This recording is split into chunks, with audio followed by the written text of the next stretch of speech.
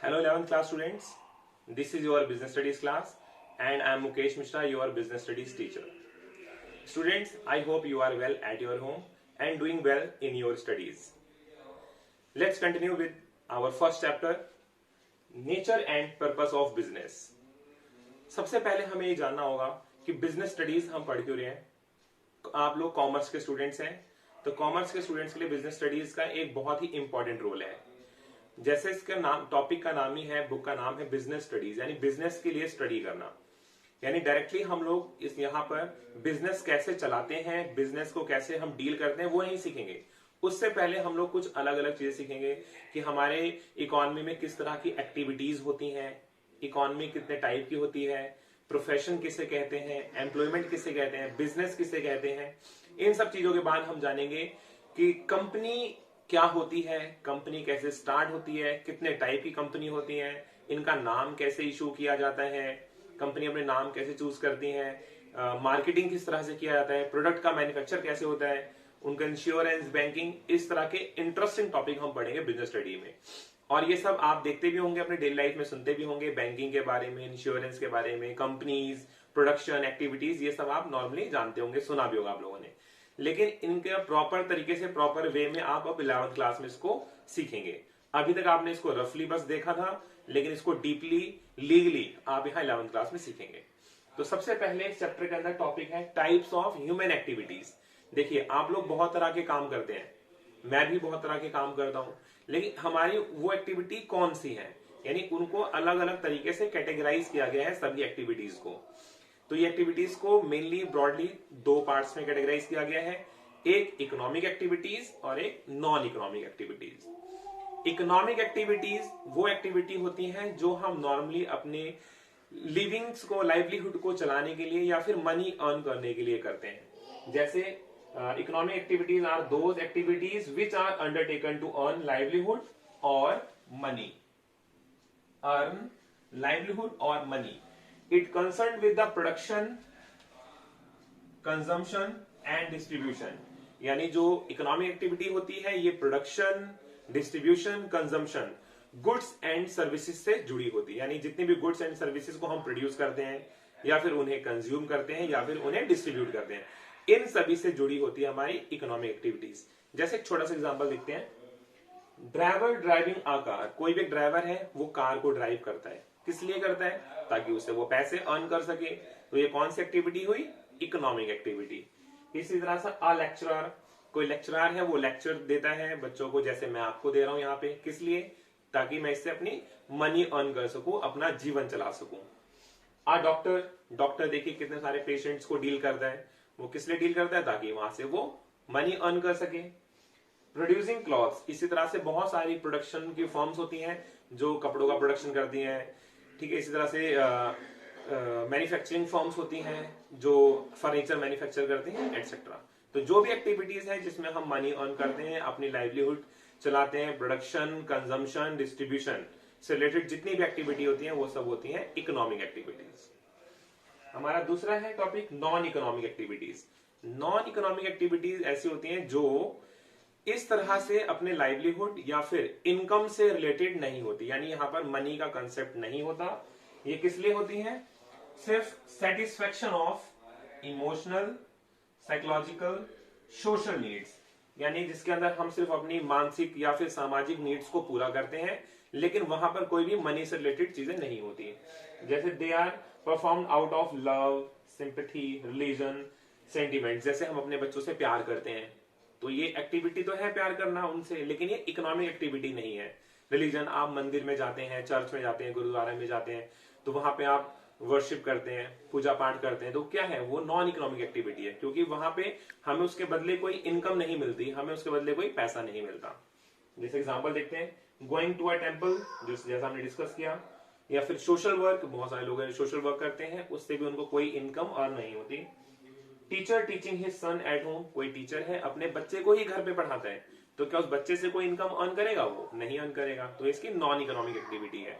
इसी तरह से जैसे आप अपने घर में खुद ही व्हाइट वॉश करें, तो आप व्हाइट वॉश खुद अपने घर में कर रहे हैं, तो उससे कोई इनकम तो नहीं मिलने वाली आपको, तो ये नॉन इकोनॉमिक एक्टिविटीज है, ठीक है। इसका डिफरेंस बहुत ही इंपॉर्टेंट है। Difference between economic and non economic activities, ये 3 मार्क्स के लिए आपके एग्जाम के में बहुत इंपॉर्टेंट है। तो अब चलते हैं अपने दूसरे टॉपिक की तरफ।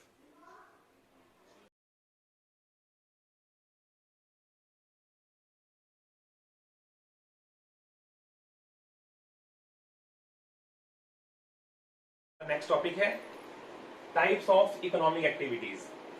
इससे पहले मैंने आपको पढ़ाया था economic activities and non economic activities.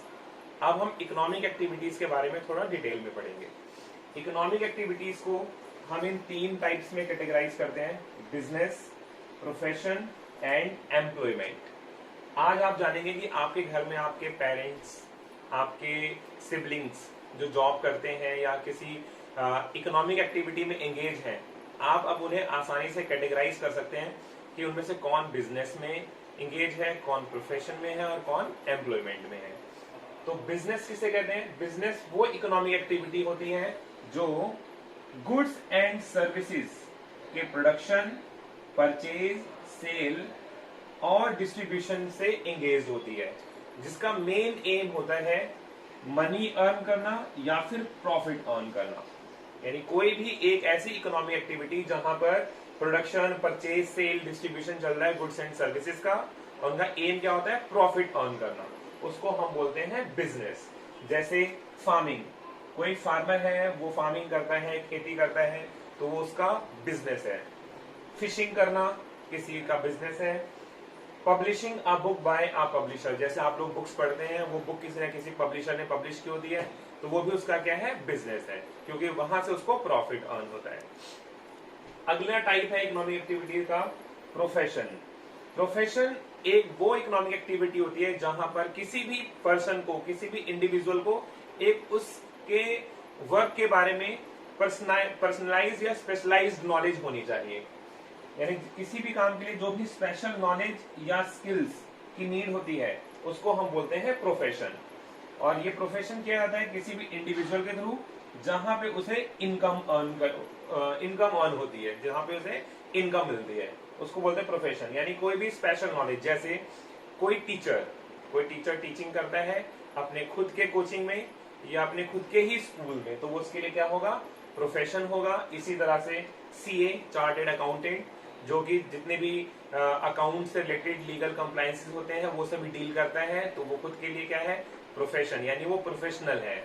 इसी तरह से डॉक्टर्स, आप देखते होंगे डॉक्टर्स के बहुत सारे क्लिनिक्स होते हैं, तो डॉक्टर क्या होते हैं? प्रैक्टिस कर रहे होते हैं, मेडिकल ट्रीटमेंट करते हैं, तो वो सभी उनके लिए क्या, वो क्या है? खुद के लिए प्रोफेशनल्स हैं।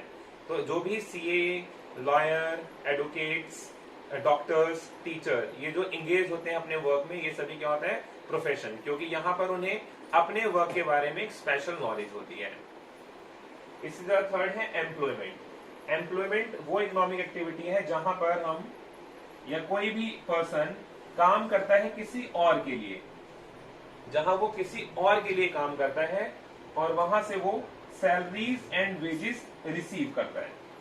किसी दूसरे के लिए काम करना जिसके बदले मुझे सैलरी या वेजेस मिले, उसको बोलते हैं एम्प्लॉयमेंट। जैसे कोई पर्सन बैंक में जॉब करता है, तो बैंक वाले उसको पे सैलरी देते हैं, तो ये उसके लिए क्या है? एम्प्लॉयमेंट।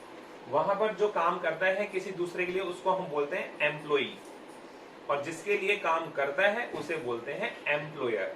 यानी मालिक हुआ एम्प्लॉयर, और जिसके वहां काम करने वाला है वो है एम्प्लॉई। इसी तरह से working as a nurse in a hospital, यानी किसी हॉस्पिटल में कोई नर्स काम करती है, तो वो क्या है? उसके लिए एम्प्लॉयमेंट है। Labour working in a factory, किसी फैक्ट्री में कोई लेबर काम करता है, तो ये भी एम्प्लॉयमेंट है। कोई भी टीचर अगर स्कूल में पढ़ाता है स्कूल के लिए, तो ये इसके लिए एम्प्लॉयमेंट है। लेकिन अगर टीचर खुद के कोचिंग सेंटर में पढ़ाता है, तो ये वो उसके लिए प्रोफेशन है। ठीक है, आई होप आप इन तीनों में डिफरेंस कर पाए होंगे, क्योंकि एग्जाम में इनका कंपैरिजन, डिफरेंस बहुत इंपॉर्टेंट है 3 to 4 मार्क्स के लिए। 3 to 4 मार्क्स में इनका डिफरेंस एग्जाम में आता है। अब हम अगला टॉपिक करेंगे अपनी नेक्स्ट वीडियो में।